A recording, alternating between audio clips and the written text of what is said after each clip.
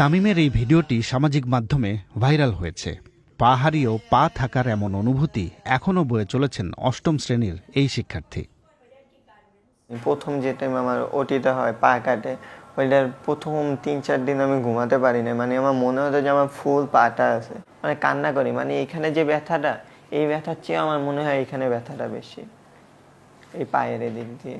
চুলকাতে যাই মাঝে মাঝে আমার পায়ের পাতাটা, কিন্তু যা দেখে আমার পায়ের পাতা নেই। মাঝে মাঝে আমার আম্মুকেও ডাক দিই, আম্মু আমার পায়ের পাতাটা চুলকায় দাও।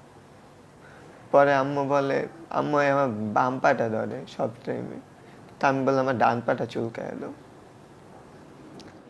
আমার মাঝে মাঝে মনে হয় পায়ের ভিতরে, মানে আমার পাটা যখন ছিল তখন যে আমি ফিলগুলো করতাম যে একটা পিঁপড়ে কামড় দিছে, একটা মশা কামড় দিছে, বা পাটা চুলকাচ্ছে, যেমন এই পাটা আমার চুলকাচ্ছে, ওই রকমের ফিল হয় যে আমার পা চুলকায়, আমার পিঁপড়ায় কামড় দেয়। তামিমের ডান পায়ে গুলি লেগেছিল 5ই অগস্ট বিকেলে। পুলিশের গুলিতে আহত হওয়ার 1 সপ্তাহ পর তার সেই পা কেটে ফেলতে হয়, কারণ ততদিনে মাংসে পচন ধরেছে। তামিম এখন অভ্যস্ত হওয়ার চেষ্টা করছেন নতুন জীবনে, কিন্তু তার জীবনধারা যে আজীবনের জন্য বদলে গেছে বুঝতে পারছেন সেটাও। বেশিরভাগ আমি খেলতাম, খেলাধুলা করতাম, ফুটবল ওগুলো একটু মনে পড়ে যে আমি আমার ফ্রেন্ডরা খেলাধুলা করবে, আমি পারবো না, এটা ওইটা। আবার এগুলো মনে করি, আবার আম্মু আমাকে একটু সান্ত্বনা দেয় যে তোর আঙ্কেলে তো বলছে যে তোর এমন পা লাগাই দেবে তুই খেলতে পারবি, এগুলো নিয়ে কান্না করিস না। তামিম থেকে এবার দৃষ্টি দেয়া যাক গাজীপুরের শাকিলের গল্পে।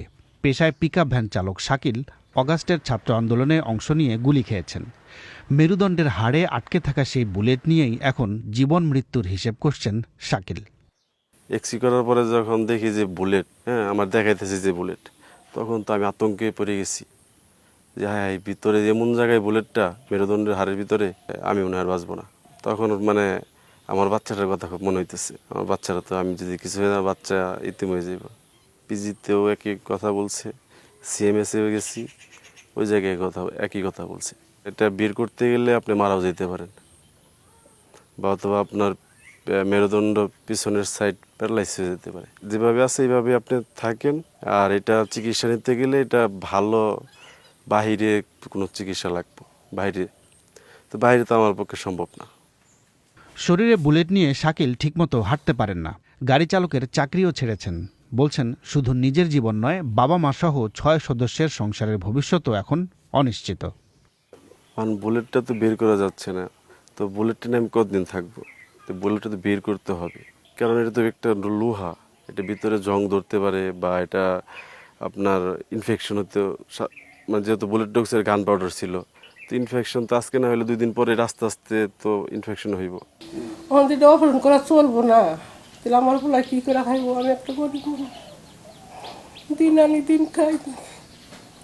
একটা বাচ্চা আছে, বউ আছে, আমরা আছি, 2টা ভাই বোন আছে, কিভাবে চলো, কি করবো? ওই কি পারবো অনেক কাম করবার নিয়ে? পারবো না। শাকিল তবু বেঁচে আছেন, কিন্তু নোয়াখালীর আমজাদ যেন বেঁচে থেকেও মৃত। কারণ ছররা গুলি চোখে লেগে হারিয়েছেন দৃষ্টি। হঠাৎ করেই তার আলোর জীবন এখন পুরোটাই অন্ধকার। যাত্রাবাড়ির থানা চাঁদের থেকে ডাইরেক্ট পায়ে গিয়ে আঘাত করছে গুলি। পরে আমি ওই জায়গায় পড়ে গেছি, ব্রিজের তলে পড়ে যাওয়ার পরে 2টা পুলিশ আসে আমার কাছে, প্রায় 10 হাত দূর হবে, এতটুক দূরে। আমি ওদেরকে বারবার না করছি যে আর গুলি করতে না। পরে আমার সিডা গুলি করছে, চোখ বেড়া করছে প্রথমে, পরে চোখে মারার পরে আর কিছু দেখতে পারি নাই। পরে একটা আঙ্গুল দিয়ে দেখি যে 2টা দাঁত পড়ে গেছে, দাঁত ভাঙ্গি, দাঁত গালে দিয়ে রক্ত, মুখ টুক সব ভাসি গেছে রক্ততে। আমজাদের শরীরের বিভিন্ন স্থানে এখনও ছররা গুলির অংশবিশেষ আটকে আছে। তবে এত কিছুর মধ্যেও ভবিষ্যৎ নিয়ে হতাশ নন তিনি। এটার ভিতরে 5টা, এটার ভিতরতে 4টা বাইর করছে, এটার ভিতরে 5টা থেকে 4টা বাইর করছে, একটা রয়ে গেছে। আমাকে দেখতে ইচ্ছা করে, সবাইকে দেখতে ইচ্ছা করে, কারণ এখন তার কাউরে দেখতে পারি না। ওদের কথার অনুভূতিটাই শুধু বুঝতে পারি। এখন তো আমার এই অবস্থা, আমার ছোট ভাই আছে, আমার বড় 2 ভাইয়েরও সংসার টংসার আছে। তো জানি না ভবিষ্যতে আমার দিনটা কিভাবে যাইব, কি হবে। বাংলাদেশে জুলাই এবং অগাস্টের ছাত্র জনতার আন্দোলন ও এর পরে নিহতের সংখ্যা 650-ও বেশি বলে প্রাথমিক প্রতিবেদনে জানিয়েছে জাতিসংঘ। আহতের সংখ্যা কয়েক হাজার। এসব পরিবার কমবেশি ক্ষতির মুখে পড়েছে, তাতে কোনো সন্দেহ নেই। তবে দৃষ্টি হারানো আমজাদ, শরীরে বুলেট নিয়ে শাকিল কিংবা পা হারানো তামিম, তিনজনই বলছেন নিজেদের ভবিষ্যৎ ঝুঁকিতে ফেলে তাদের এই রক্ত দেয়া দেশের ভবিষ্যতের জন্য। তাফসির বাবু, বিবিসি বাংলা।